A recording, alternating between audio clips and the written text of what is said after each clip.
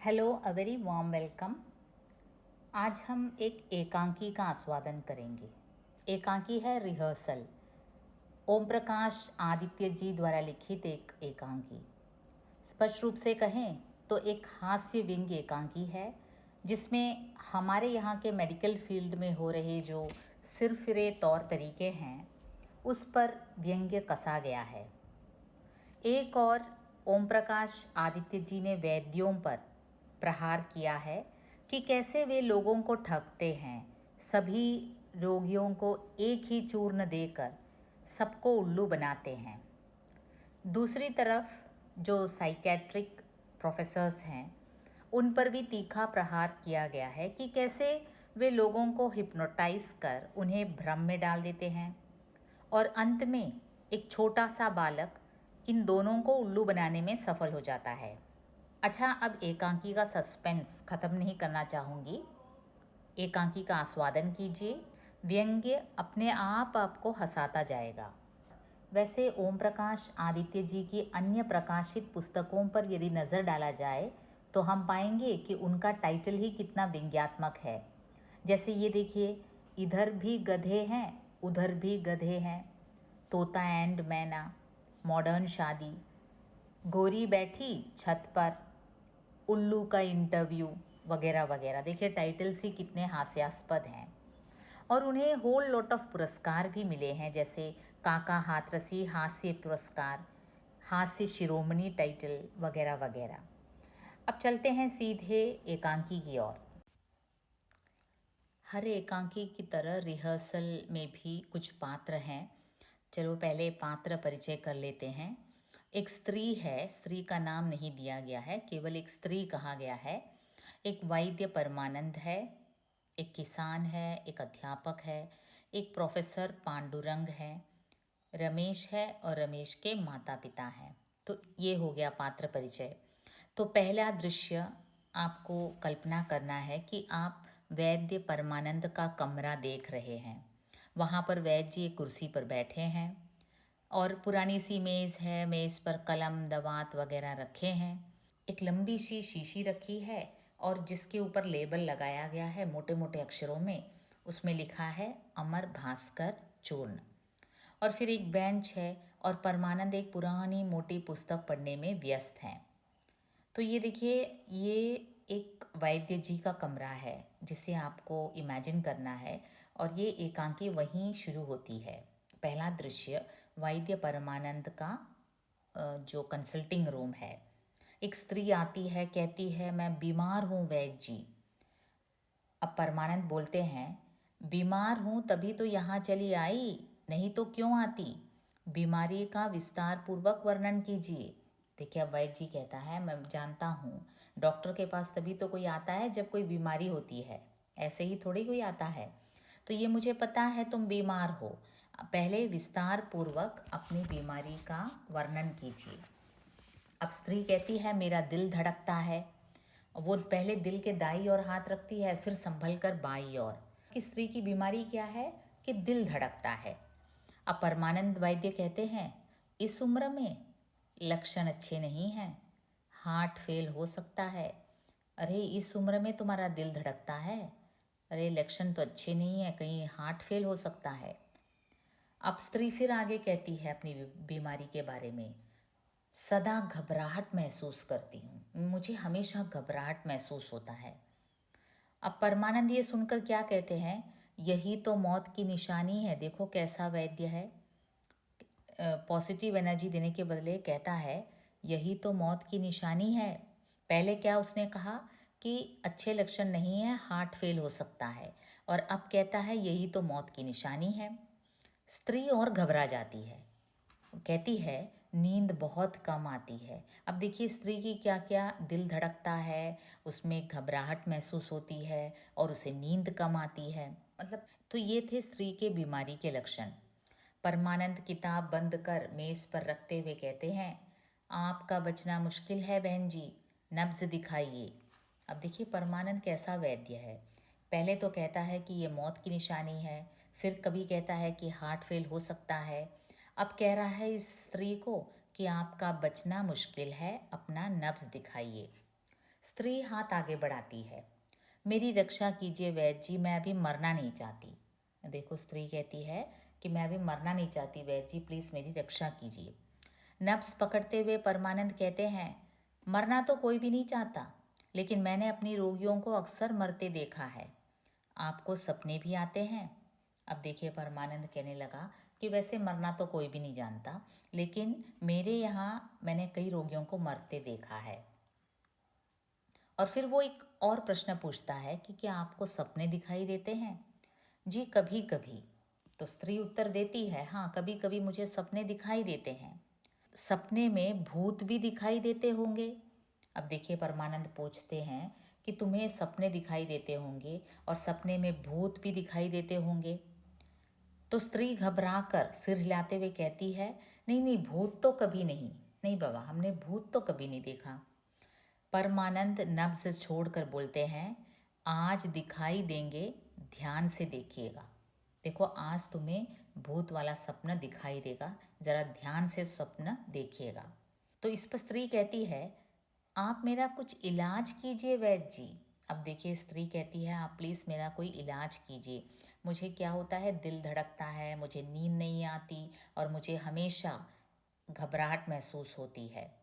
परमानंद वैद्य इसके लिए एक इलाज बताते हैं, हृदय के भीतरी भाग पर चंदन का लेप कीजिए। देखो आप ऐसा कीजिए, आपके हृदय के भीतरी भाग पर चंदन का लेप कीजिए। अब स्त्री आश्चर्यचकित हो जाती है, क्योंकि बाहरी भाग पर तो लेप किया जा सकता है, भीतरी भाग पर कैसे हम लेप लगा सकते हैं? तो वो आश्चर्यचकित होकर पूछती है, भीतरी भाग पर? शीशी से स्त्री के हाथ पर चूर्ण उड़ेलते हुए, दो जो वहाँ शीशी रखा था उसमें अमर भास्कर चूर्ण रखा था, उसे स्त्री के हाथ पर उड़ेलते हुए परमानंद वैद्य कहते हैं, जी यह अमर भास्कर ले जाइए, इसे इस तरह से खाइए कि पेट में न जाकर सीधा हृदय में जाए। देखिए कैसे व्यंग्यात्मक रूप से वैद्य कहता है कि इस चूर्ण को ले जाइए आप और इसे इस तरह खाइए कि ये पेट में न जाए, सीधे हृदय की ओर जाएं। अब स्त्री पूछती है, कोई परहेज भी है वैद्य जी? अब देखिए आयुर्वेदिक जब हम दवाई खाते हैं तो परहेज़ भी होता है। जैसे कुछ दवाई खाते हैं तो उसमें नॉन वेज नहीं खाया जाता है, कुछ दवाई खाते हैं तो उसमें ठंडा पानी नहीं पीने को होता है, ऐसे कई परहेज़ होते हैं। तो स्त्री पूछती है वैद्य जी से कि कोई परहेज़ भी है? परहेज़ ही तो असली इलाज है, आप 15 दिन तक खाना मत खाइए। अब देखिए कैसा वैद्य है ये परमानंद, वो कहते हैं कि देखिए आप 15 दिन तक खाना ही मत खाइए। 15 दिन तक? अब देखिए स्त्री कहती है, मैं 15 दिन तक खाना ना खाऊं? हाँ, 10 दिन तक पानी मत पीजिए। अब देखिए आपको क्या क्या परहेज़ है, 15 दिन तक खाना नहीं खाने को, 10 दिन तक पानी मत पीजिए। वैद्य जी पानी? अब स्त्री कहती है, पानी के बिना तो आदमी मर जाएगा, 10 दिन पानी नहीं पिएगा तो खाना नहीं खाएगा तो भी जीवित रहेगा, लेकिन अगर पानी ना पिए तो?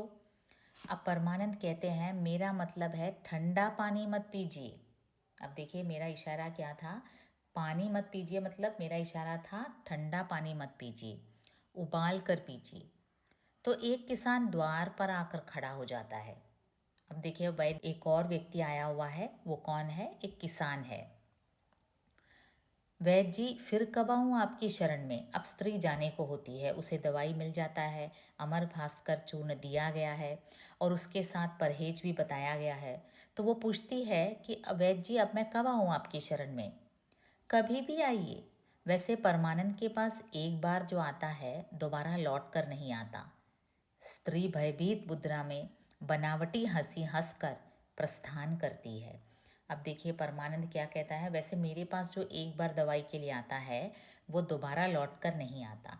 तो इसमें एक व्यंग ये निहित है कि उसकी मृत्यु हो जाती है, वो परलोक सिधार जाता है, उसे दूसरी बार मेरे शरण में आने की ज़रूरत ही नहीं पड़ती। स्त्री ये सुनकर काफ़ी भयभीत हो जाती है और वो बनावटी हंसी हंसकर वहाँ से प्रस्थान कर जाती है, वहाँ से चली जाती है। अब किसान आता है वहाँ, वह द्वार से ही हाथ जोड़कर परमानंद की ओर आते हुए राम राम वैद्य जी कहते हुए प्रवेश करता है। परमानंद वैद्य ध्यान पूर्वक किसान को देखते हुए कहते हैं, राम राम, आओ भाई, तुम तो बीमार दिखाई देते हो। किसान बेंच पर बैठ जाता है और कहता है, वैद्य जी, मैं नहीं, मेरी गाय बीमार है। 10 दिन से न चारा खाती है न दूध देती है। अब किसान वहीं बेंच पर बैठकर कहता है, वैद्य जी, मैं नहीं, मेरी गाय बीमार है। क्या बीमारी है गाय को? 10 दिन से न चारा खाती है न दूध देती है। तुम बीमार हो या तुम्हारी गाय, मेरे लिए एक ही बात है। लाओ नब्ज दिखाओ। अब देखो कैसा वैद्य है परमानंद। वो कहता है, चाहे तुम बीमार हो, तुम्हारी गाय, तो मुझे नब्ज दिखाओ। जी नब्ज मैं दिखाऊं? अब किसान अनपढ़ किसान है, लेकिन इतना तो जानता है कि उसकी गाय बीमार है, इसलिए उसकी नब्ज क्यों देखे जाए। मैं नब्ज दिखाऊं? और कौन दिखाएगा? गाय तुम्हारी बीमार है या किसी और की? अब देखिए वैद्य कहता है, भाई तुम्हारी गाय है तो तुम ही तो नब्ज दिखाओगे। किसान की ही नब्ज देखता है वैद्य परमानंद, और नब्ज देखते हुए कहता है, गाय की हालत बहुत चिंताजनक है भाई। उसे शीघ्र चारा खिलाओ, नहीं तो मरे बिना नहीं मानेगी। अब परमानंद कहते हैं, भाई नब्ज किसान का देखता है और कहता है कि गाय की हालत बहुत चिंताजनक है, उसे शीघ्र चारा खिलाओ, नहीं तो मरे बिना नहीं मानेगी। वैद्य जी, यही तो रोग है उसे, वो चारा नहीं खाती। अब किसान कहता है, अरे यही तो प्रॉब्लम है, वो चारा ही नहीं खा रही। इसी समस्या को तो लेकर आपके पास आया हूँ। अच्छा अच्छा, सोच कर परमानंद कहते हैं, उसे उसी का दूध निकाल कर पिलाओ। देखो ऐसा करो, उसका दूध दुहो, उसी को पिलाओ। अरे वह दूध देती ही नहीं वैद्य जी। अब किसान और परेशान हो जाता है। दूध नहीं देती, चारा नहीं खाती, ये दो समस्या लेकर ही तो वो आया था। तुम पिलाओगे तो अवश्य पीने लगेगी। अब देखिए परमानंद कहते हैं, तुम अगर पिलाओगे उसे दूध तो वह अवश्य पीने लगेगी। और शीशी उठाकर वो कहता है, देखिए यह अमर भास्कर चूर्ण ले जाओ, गर्म पानी के साथ खा लेना। अब देखो वही शीशी पर जो दवाई, जो भस्म उसने उस स्त्री को दिया था हृदय के धड़कने के लिए, वही चूर्ण लेकर अब किसान को भी दे रहा है। कहता है, यह अमर भास्कर चूर्ण ले जाओ, गर्म पानी के साथ खा लेना। ये उन वैद्यों पर व्यंग्य है जो एक ही दवाई को सभी के ऊपर अप्लाई करते हैं। सभी समस्या के लिए एक ही उपाय खोजते हैं। जी मैं खाऊं या गाय को खिलाऊं? अब किसान और कन्फ्यूजन में पड़ जाता है। मुझे खाना है या गाय को खिलाऊं, क्योंकि नब्ज तो मेरी देखी है। चूर्ण किसान के हाथ पर डालते हुए परमानंद कहते हैं, तुम भी खा लेना, गाय को भी खिला लेना, दोनों को लाभ पहुंचेगा। अब देखो क्या बात है, गाय बीमार है, गाय चारा नहीं खा रही, गाय दूध नहीं दे रही, इसके लिए दवाई किसको दिया जा रहा है? गाय को भी और किसान को भी। तो वहाँ तेजी से हाँफते हुए एक अध्यापक प्रवेश करता है। उम्र 45 वर्ष, एक कुर्ता पजामा पहने, पाँव में साधारण सी चप्पल पहने और कई दिन से शेव नहीं हुई दाढ़ी और मूछ लिए एक अध्यापक प्रवेश करता है। और वो हाँफते हुए आता है और कहता है, वैद्य जी शीघ्र चलिए, मेरा लड़का बेहोश हो गया है। वो क्या परेशानी में है? उसका लड़का बेहोश हो गया है। और किसान राम राम करके प्रस्थान करता है। अब जैसे ही अध्यापक आता है हाँफते हुए, किसान वहाँ से चला जाता है। आपका लड़का कितना बड़ा है उम्र में? अब देखिए परमानंद पूछते हैं, तुम्हारा लड़का कितना बड़ा है उम्र में? जी काफ़ी बड़ा है। अब अध्यापक सही उम्र नहीं बताता, वो कहता है वो काफ़ी बड़ा है। आपसे तो छोटा ही होगा। अब वैद्य कहते हैं, भाई काफ़ी बड़ा है कोई उम्र थोड़े हुई, आपसे तो छोटा ही होगा। जी मेरा तो लड़का ही है।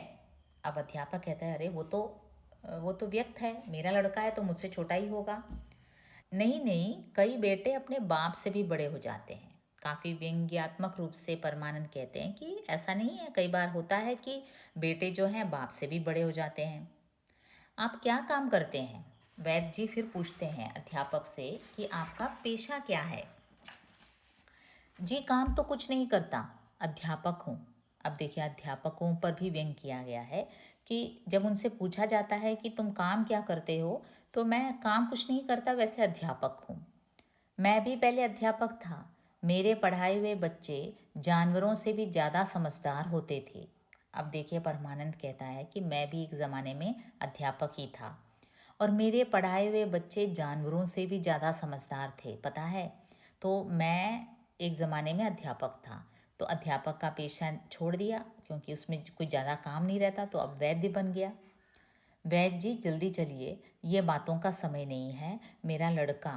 अब अध्यापक कहता है वैद्य जी जल्दी चलिए मेरे घर, ये बातों में उलझने का समय नहीं है, मेरा लड़का वहाँ बेहोश पड़ा है। परमानंद उठते हैं और चलिए चलिए, ये है अमर भास्कर चूर्ण की शीशी, उठा लीजिए। अब देखिए उसके लिए भी बेहोश पड़ा लड़का है, उसके लिए भी अमर भास्कर चूर्ण की शीशी उठाता है परमानंद। और स्त्री को भी, जो जिसका हृदय धड़कता है, जिसे हमेशा घबराहट महसूस होती है, उसे भी अमर भास्कर चूर्ण दे दिया। गाय को भी अमर भास्कर चूर्ण दे दिया, जो कई दिनों से चारा नहीं खा रही है, जो दूध नहीं दे रही है। अब देखो बेहोश पड़े लड़के के लिए भी क्या लेता है, अमर भास्कर चूर्ण। और अध्यापक शीशी उठाता है और दोनों का शीघ्रता से प्रस्थान। कहाँ की ओर जा रहे हैं, अध्यापक के घर की ओर प्रस्थान करते हैं वैद्य परमानंद और ये जो अध्यापक, क्योंकि अध्यापक का बेटा वहाँ बेहोश पड़ा है। तो ये था एकांकी का प्रथम दृश्य। कुल मिलाकर एकांकी में 3 दृश्य हैं। प्रथम दृश्य में वैद्यों पर व्यंग्य कसा गया है। यहाँ वैद्य परमानंद जी हैं जो एक शीशी में अमर भास्कर चूर्ण लिए हुए हैं, और जो भी उनके पास आता है बीमारी लेकर, चाहे मानव हो या जीव, सभी को वे अमर भास्कर चूर्ण ही देते हैं। और ये भी दावा करते हैं कि जो उनके पास एक बार इलाज के लिए आता है, उसे दोबारा आने की नौबत ही नहीं आती। तो हमने प्रथम दृश्य में देखा कि एक स्त्री और एक किसान वैद्य परमानंद के पास आए और दोनों को उन्होंने अमर भास्कर चूर्ण दे दिया। अगले एपिसोड में देखेंगे आगे आगे क्या होता है। फिलहाल चलते हैं इसके मलयालम वर्ഷൻ की ओर।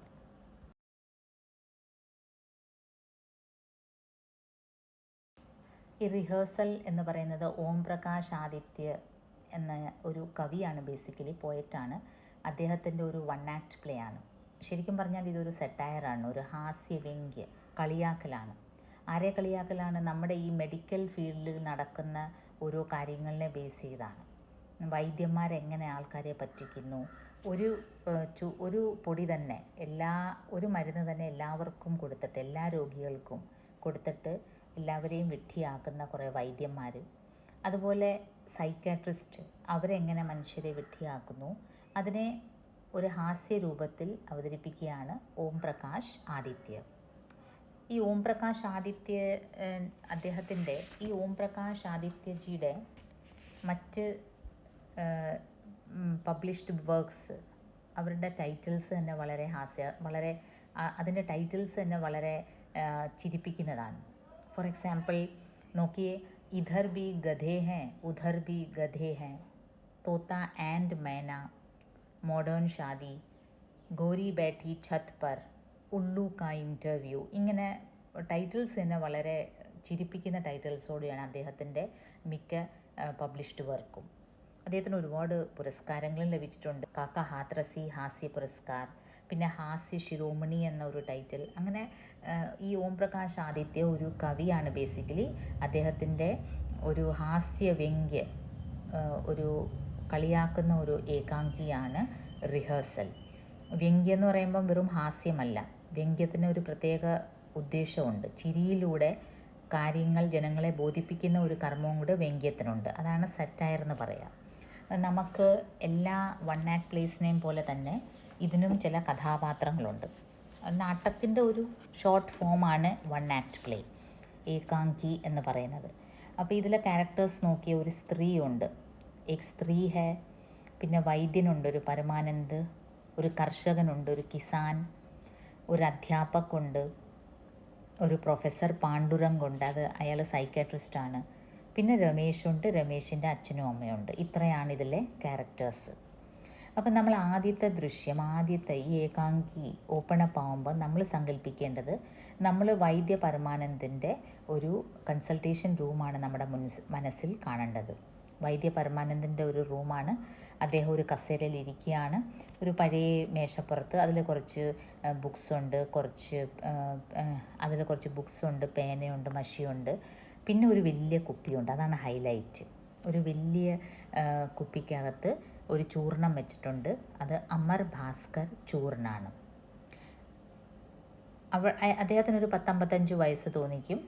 അവിടെ ഒരു മോഡേൺ ഡ്രസ്സിങ്ങിൽ വന്ന ഒരു ലേഡിയാണ് കയറി വരുന്നത്. ഒരു മധ്യവയസ്കയായ ഒരു സ്ത്രീ, അവരാണ് ഒരു രോഗിയായിട്ട് കയറി വരുന്നത്. അപ്പം നമ്മൾ ഈ വൺ ആക്ട് പ്ലേയിൽ സങ്കല്പിക്കേണ്ടത്, നമ്മൾ വൈദ്യ പരമാനന്ദൻ്റെ ആ ഒരു കൺസൾട്ടേഷൻ റൂമാണ് നമ്മുടെ മനസ്സിൽ കാണേണ്ടത്. അവിടെ വൈദ്യനിരിക്കുകയാണ്. അവിടെ ഒരു മോഡേൺ ഡ്രസ്സിങ്ങിലുള്ള ഒരു മധ്യവയസ്കയായ ഒരു സ്ത്രീ രോഗിയായിട്ട് കയറി വരികയാണ്. കയറി വന്ന ഉടനെ അവർ പറയുന്നത് എന്താണ്? മേ ബീമാർ ഹൂം വൈദ്യജി, വൈദ്യജി എനിക്ക് സുഖമില്ല.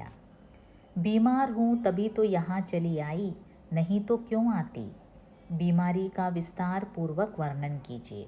അപ്പോൾ അയാൾ പറയും, എനിക്കറിയാം നിങ്ങൾക്ക് സുഖമില്ലാന്ന്, സുഖമില്ലാത്തതുകൊണ്ടല്ലേ വൈദ്യൻ്റെ അടുത്ത് വന്നത്, വന്ന കാര്യം വിസ്തരിച്ച് പറയൂ, എന്താണ് നിങ്ങളുടെ രോഗം? മേരാ ദിൽ ധടക്താ ഹെ. ആ സ്ത്രീ പറയാണ്, എനിക്ക് വല്ലാത്ത ഹൃദയമിടിപ്പാണ്. എന്നിട്ട് ആദ്യം നമ്മുടെ ഹൃദയമൊക്കെ നമ്മുടെ ലെഫ്റ്റ് സൈഡിലായിരിക്കുന്നത്, അവരാദ്യം അവരുടെ റൈറ്റ് സൈഡിൽ നെഞ്ചത്ത് കൈവച്ചിട്ട് പറയും, എൻ്റെ ഹൃദയം വല്ലാതെ മിടിക്കുന്നെന്ന്. പിന്നെ പെട്ടെന്ന് ഇടത്ത് സൈഡിലോട്ട് ആക്കും. ഇസ് ഉമ്ര മേ ലക്ഷൺ അച്ഛേ നഹീ ഹെ, ഹാർട്ട് ഫെയിൽ ഹോ സക്താ ഹെ. അപ്പം വൈദ്യൻ നോക്കിയേ പറയാണ്, ഈ പ്രായത്തിൽ നിങ്ങളുടെ ഹൃദയം മിടിക്കുന്നെന്നോ, എങ്കിൽ തീർച്ച നിങ്ങൾക്ക് ഹാർട്ട് അറ്റാക്ക് ആവാനുള്ള സാധ്യത വളരെ കൂടുതലാണ്. സദാ ഘബ്രാഹട്ട് മെഹസൂസ് കർത്തി ഹൂം. അപ്പോൾ ആ സ്ത്രീ പിന്നെയും പറയും, എനിക്കെപ്പോഴും അങ്ങ് ഘബ്രാഹട്ടാണ്, എനിക്കെപ്പോഴും അങ്ങ് വെപ്രാളമാണ്. യഹി തോ മോത്ത് കി നിഷാനി ഹെ. അപ്പം വൈദ്യം പറയും, ആഹാ വെപ്രാളമുണ്ടോ, ഇതാണ് മരണത്തിൻ്റെ ലക്ഷണം. സ്ത്രീ പിന്നെയും പേടിച്ചു പോവും. നീന്ത് ബഹുത് കം ആത്തി ഹെ, എനിക്ക് ഉറക്കവും വരാറില്ല. അപ്പോൾ പരമാനന്ദ് അവിടെ ഇരുന്ന ഒരു ബുക്ക് അടച്ചിട്ട് പറയും, ആപ്കാ ബച്ചന മുഷ്കിൽ ഹേ ബഹൻജി, നബ്സ് ദിഖായിയേ. ഓ നിങ്ങളുടെ കാര്യം പോക്കാ, നിങ്ങൾ നിങ്ങളുടെ ഞരമ്പൊന്ന് കാണിക്കൂ, നിങ്ങളുടെ പൾസൊന്ന് കാണിക്കൂ, നിങ്ങളുടെ കാര്യം പോക്കാണ്. സ്ത്രീ പൾസ് കാണിക്കാൻ വേണ്ടി കൈ മുന്നോട്ട് നീക്കും. മേരി രക്ഷാ കീജിയെ വൈദ്യജി, മേ അഭി മർനാ നഹീ ചാത്തി. അയ്യോ എന്നെ എങ്ങനെയും രക്ഷിക്കൂ വൈദ്യജി, എനിക്കിപ്പോഴ് മരിക്കണ്ട. परमानंद പറയും, मरना तो कोई भी नहीं चाहता, लेकिन मैंने अपने रोगियों को अक्सर मरते देखा है, आपको सपने भी आते हैं. അപ്പോൾ പരമാനന്ദ് പറയും, ആർക്കാണ് മരിക്കാൻ ഇഷ്ടം? എനിക്ക് ആർക്കും മരിക്കാൻ ഇഷ്ടമല്ല, പക്ഷേ ഞാൻ എൻ്റെ രോഗികൾ പലരും മരിക്കുന്ന കണ്ടിട്ടുണ്ട്. നിങ്ങൾക്ക് സ്വപ്നങ്ങൾ വരാറുണ്ടോ? സ്ത്രീയോട് ചോദിക്കുകയാണ്. ജി കഭി കഭി. സപ്നെ മേ ഭൂത് ഭി ദിഖായി ദേത്തെ ഹോങ്കെ. നിങ്ങൾക്ക് സ്വപ്നത്തിൽ പ്രേതങ്ങൾ വരാറുണ്ടോ? അപ്പോൾ സ്ത്രീ വല്ലാതായിട്ട് തല കുലുക്കിയിട്ട് പറയും, ഭൂത് തോ കഭി നഹി. എനിക്ക് എൻ്റെ സ്വപ്നത്തിൽ പ്രേതങ്ങൾ ഒരിക്കലും വരാറില്ല. ആജ് ദിഖായി ദേങ്കെ, ധ്യാൻ സെ ദേഖിയേഗ. അപ്പോൾ വൈദ്യം പറഞ്ഞു കൊടുക്കുകയാണ്, ഇന്ന് നിങ്ങൾ സ്വപ്നത്തിൽ നിങ്ങൾക്ക് പ്രത്യക്ഷപ്പെടും, സൂക്ഷിച്ച് നോക്കിക്കോ. ആപ് മേരാ കുച്ച് ഇലാജ് കീജിയെ വൈദ്യജി. അപ്പോൾ സ്ത്രീ അങ്ങ് ആകെ ഒരു ടെൻഷനായിട്ട് പറയും, വൈദ്യജി എൻ്റെ ഒരു പരിഹാരം കാണും എൻ്റെ രോഗത്തിന്. അപ്പോൾ പരിഹാരം പരമാനന്ദ് പറഞ്ഞു കൊടുക്കുന്നത് എന്താണ്? ഹൃദയക്ക് ഭീതരി ഭാഗ് പർ ചന്ദൻ കാ ലേപ് കീജിയെ. നിങ്ങളൊരു കാര്യം ചെയ്യ്, ഹൃദയത്തിൻ്റെ ഉള്ളിൽ നിങ്ങൾ ചന്ദനം തേക്കുക. അപ്പോൾ സ്ത്രീ വളരെ അതിശയിച്ചു പോവും. ഭീതരി ഭാഗ് പർ, നമ്മൾ നെഞ്ചിൻ്റെ വെളിയിൽ ഭാഗത്ത് നമുക്ക് എന്തെങ്കിലും ഓയിൻമെൻറ്റ് തേക്കാം, പക്ഷേ അകത്തോട്ട് ഹൃദയം ടച്ച് ചെയ്യുന്ന രീതിയിൽ എങ്ങനെയാണ് മരുന്ന് തേക്കുന്നത്? പരമാനന്ദ് എന്ത് ചെയ്യും? ആ ടേബിളിലിരുന്ന ആ കുപ്പിയുണ്ടല്ലോ, അതിൽ അമർ ഭാസ്കർ ചൂർണിരിക്കുകയാണ്. അതെടുത്തിട്ട്, लो यह अमर भास्कर ले जाइए, इसे इस तरह से खाइए कि पेट में न जाकर सीधा हृदय में जाए. നോക്കുക, ഇതാണ് അമർ ഭാസ്കർ ചൂർണ്. ഇത് നിങ്ങൾ എങ്ങനെയാണ് കഴിക്കേണ്ടത്? നിങ്ങൾ ഏത് രീതിയിൽ കഴിക്കണം? ഇത് നേരെ വയറ്റിൽ പോകാതെ ഇത് നിങ്ങളുടെ അകത്ത് നിങ്ങളുടെ നേരെ ഹൃദയത്തിലേക്ക് പോകുന്ന രീതിയിൽ ഈ മരുന്ന് കഴിക്കണം. कोई परहेज भी है वैद्य जी. അപ്പോൾ സ്ത്രീ ചോദിക്കും, ആയുർവേദ ഡോക്ടറല്ലേ, വൈദ്യനല്ലേ, അപ്പം എല്ലാം നമ്മൾ ഈ പഥ്യം നോക്കുമല്ലോ. പർഹേജ് എന്ന് വെച്ചാൽ ആയുർവേദ മരുന്ന് കഴിക്കുമ്പോൾ എപ്പോഴും പഥ്യം നോക്കാറുണ്ട്. ചില മരുന്ന് കഴിക്കുമ്പം നമ്മൾ തണുത്ത വെള്ളത്തിൽ കുളിച്ചുകൂടാ, തണുത്ത വെള്ളം കുടിച്ചുകൂടാ, അതുപോലെ ചിലതിൽ നമ്മൾ മീൻ കൂട്ടിക്കൂടാ, അങ്ങനെ പല പല പഥ്യങ്ങളുണ്ട്. പർഹേജ് ഹി തോ അസ്ലി ഇലാജ് ഹേ, ആ 15 ദിൻ തക് ഖാന മത് ഖായിയെ. അപ്പോൾ നോക്കി വൈദ്യൻ എന്ത് പൊട്ടത്തരമാണ് പറയുന്നത്, നിങ്ങൾ 15 ദിവസം ഭക്ഷണമേ കഴിക്കാൻ പാടില്ല. 15 ദിൻ തക്, അപ്പോൾ സ്ത്രീ ആകെ ഞെട്ടിപ്പോവും. 15 ദിവസം ഭക്ഷണം കഴിക്കണ്ടെന്നോ? ഹാ 10 ദിൻ തക് പാനി മത് പീജിയെ. അതുപോലെ 10 ദിവസം നിങ്ങൾ വെള്ളം പോലും കുടിക്കരുത്. വേജി പാനി. സ്ത്രീ പറയും, ദൈവമേ ഭക്ഷണം കഴിക്കാതിരുന്നാലും ജീവനോടെ കിടക്കാം, പക്ഷേ വെള്ളവും കുടിച്ചില്ലെങ്കിലോ 10 ദിവസം. മേരാ മത്ലബ് ഠണ്ടാ പാനി മത് പീജിയെ, ഉബാൽ കർ പീജിയെ. ഞാൻ ഉദ്ദേശിച്ചത് തണുത്ത വെള്ളം കുടിക്കരുതെന്നാണ്, നിങ്ങൾക്ക് തിളപ്പിച്ച വെള്ളം കുടിക്കാം. ഏക് കിസാൻ ദ്വാർ पर आकर खड़ा हो जाता है. അപ്പോൾ അവിടെ വൈദ്യനെ കാണാൻ ഒരു കർഷകനും കൂടെ വന്ന് വാതിലിൽ വന്ന് നിൽക്കുകയാണ്. അപ്പോൾ സ്ത്രീ പറയും, വേജി ഫിർ കബാവും ആപ്കി ശരൺ മേ. സ്ത്രീ ചോദിക്കും, ഇനി ഞാൻ അടുത്ത കൺസൾട്ടേഷന് എപ്പം വരണമെന്ന്. കഭി ഭി ആയിയെ, വൈസെ പരമാനന്ദ് കെ പാസ് ഏക് ബാർ ജോ ആത്താ ഹൈ ദോബാര ലോട്ട് കർ നഹി ആത്താ. അപ്പോൾ പരമാനന്ദ് പറയും, എപ്പം വേണേലും വരാം, പക്ഷേ സത്യം എന്താണെന്ന് വെച്ചാൽ എൻ്റെ ഇവിടെ ഒരിക്കൽ വരുന്നവർ പിന്നെ വരാറേ ഇല്ല. സ്ത്രീ ഭയഭീത് മുദ്രാമേ ബനാവട്ടി ഹസി ഹസ്കർ പ്രസ്ഥാൻ കർത്തി ഹെ. സ്ത്രീ ആകെ ഒരുമാതിരി പേടിച്ചു പോകും. കാരണം ഇയാളുടെ ധ്വനി എന്താണ്, എൻ്റെ മരുന്ന് കഴിച്ചാൽ പിന്നെ ആരും പിന്നെ തിരിച്ച് വരുത്തില്ല. അത് സ്ത്രീ കേട്ടിട്ട് പേടിച്ചു പോകും. കർഷകൻ വാതിലിൽ തന്നെ കയ്യും കൂപ്പി പറയും, രാം രാം വൈദ്യജി, രാം രാം ആവോ ഭൈ, തും തോ ബീമാർ ദിഖായി ദേത്തെ ഹോ. കർഷകനെ കണ്ട ഉടനെ വൈദ്യം പറയും, നിങ്ങൾക്ക് സുഖമില്ല, എനിക്ക് നിങ്ങളെ കണ്ടാൽ തന്നെ അറിയാം നിങ്ങൾക്ക് സുഖമില്ല എന്ന്. കർഷകൻ അവിടെ ബെഞ്ചിലിരിക്കും. വൈദ്യജി മേ നഹി, മേരി ഗായ് ബീമാർ ഹൈ, 10 दिन से ന ചാര ഖാത്തി ഹൈ ന ദൂധ് ദേത്തി ഹൈ. അയ്യോ ഞാനല്ല, എൻ്റെ പശുവിനാണ് രോഗം, അത് 10 ദിവസമായി, അത് ഭക്ഷണവും കഴിക്കുന്നില്ല, പാലും തരുന്നില്ല. തും ബീമാർ ഹോ യാ തുമ്ഹാരി ഗായ്, മേരെ ലിയേ ഏക് ഹി ബാത് ഹൈ, ലാओ നബ്സ് ദിഖാओ. അപ്പോൾ നോക്കിയ വൈദ്യം പറയുകയാണ്, നിനക്ക് ആ രോഗം അതല്ല നിൻ്റെ പശുവിനാണെങ്കിലും എന്നെ സംബന്ധിച്ച് ഒരുപോലെയാണ്, ഇതാ നിൻ്റെ കൈ ഒന്ന് കാണിക്ക്, പൾസ് ഒന്ന് നോക്കട്ടെ. G നബ്സ് may ദിഖാവും. അപ്പോൾ ആ കർഷകൻ അതിശയിക്കും, കർഷകൻ്റെ പശുവിനാണ് രോഗം, എൻ്റെയാണ് പൾസ് നോക്കുന്നത്. ഓർ കോൺ ദിഖായേഗ, ഗായ് തുമാരി ബീമാർ ഹൈ യാ കിസി ഓർ കി. പിന്നെ ആരാണ് കാണിക്കേണ്ടത്, നിൻ്റെ പശുവിനല്ലേ രോഗം, അപ്പം നീയാണ് പൾസ് കാണിക്കേണ്ടത്. എന്നിട്ട് ആ കർഷകൻ്റെ പൾസ് നോക്കിയിട്ട് പറയും, ഗായ് കി ഹാലത്ത് ബഹുത് ചിന്താജനക് ഹൈ ഭായി, ഉസേ ശീഘ്ര ചാര ഖിലാओ നഹി തോ മരേ ബിനാ നഹി മാനേഗി. അയ്യോ നിൻ്റെ പശുവിൻ്റെ കാര്യം പോക്കാട്ടോ, എത്രയും വേഗം അതിന് ഭക്ഷണം കൊടുക്കുക, അല്ലെങ്കിൽ അത് ചത്തുപോകും. അപ്പോൾ കർഷകൻ പറയും, വൈദ്യജി യഹി തോ രോഗ് ഹൈ ഉസേ, വോ ചാര നഹി ഖാത്തി. അപ്പോൾ കർഷകൻ പറയും, അതല്ലേ രോഗം, അവൾ ഭക്ഷണം കഴിക്കുന്നില്ല. അച്ഛാ ഉസേ ഉസി കാ ദൂധ് നിക്കാൾ കർ പിലാവോ. വൈദ്യം പറയണം, ഒരു കാര്യം ചെയ്യ്, അതിൻ്റെ തന്നെ പാല് കറന്ന് അതിന് തന്നെ കൊടു. വഹ ദൂധ് ദേത്തി ഹി നഹി വൈദ്യജി. ഇപ്പോൾ കർഷകൻ പറയാം, അയ്യോ അത് കൊള്ളാം, അത് പാല് തന്നാലല്ലേ കറക്കുന്നത്. തും പിലാവുകെ തോ അവശ്യ പീനെ ലഗേഗി. നീ കൊടുത്താൽ നിൻ്റെ പശു പാല് കുടിക്കും. എന്നിട്ട് അത്രയും പറഞ്ഞിട്ട് ആ അമർ ഭാസ്കർ ചൂർണ് എടുത്ത് കൊടുക്കും കർഷകന്. ലേ ജാओ और ഗരം പാനി കെ സാത്ത് ഖാ ലേന. ഒരു കാര്യം ചെയ്ത് ഇത് കൊണ്ടുപോയിട്ട് ചൂടുവെള്ളത്തിൻ്റെ കൂടെ ഇത് കഴിക്കണം. ജി മേ ഖാവും യാ ഗായക്കോ ഖിലാവും. അപ്പോൾ കർഷകൻ ചോദിക്കും, ഇത് ഞാൻ കഴിക്കേണ്ടതാണോ അതോ പശുവിന് കൊടുക്കണോ? കാരണം കർഷകന് ഇപ്പം ഡൗട്ടായി, പശുവിൻ്റെ രോഗത്തിന് ഇപ്പം ആരുടെ ഞരമ്പാണ് നോക്കിയത്, കർഷകൻ്റെത്. അപ്പോൾ ഇനിയും മരുന്നും ആര് കഴിക്കേണ്ടി വരും, കർഷകൻ തന്നെ കഴിക്കേണ്ടി വരുമെന്നൊരു സംശയം. തും ബി ഖാ ലേന ഗായ് കോ ബി ഖിലാ ദേന ദോനോ കോ ലാഭ് പहुंचेगा. ഇപ്പോൾ പരമാനന്ദ് പറയും, നീയും കുറച്ച് കഴിക്ക്, പശുവിനും കൊടു, രണ്ടുപേർക്കും ഗുണം ചെയ്യും എന്ന് പറഞ്ഞിട്ട് ആ അമർ ഭാസ്കർ ചൂർണ് ആ കർഷകൻ്റെ കയ്യിലേക്ക് ഇട്ട് കൊടുക്കും. അപ്പോഴത്തേക്കിന് അവിടെ ഒരു അധ്യാപകൻ, അയാൾ ആകെ വെപ്രാളപ്പെട്ട് ഓടി കിതച്ച് വരികയാണ്.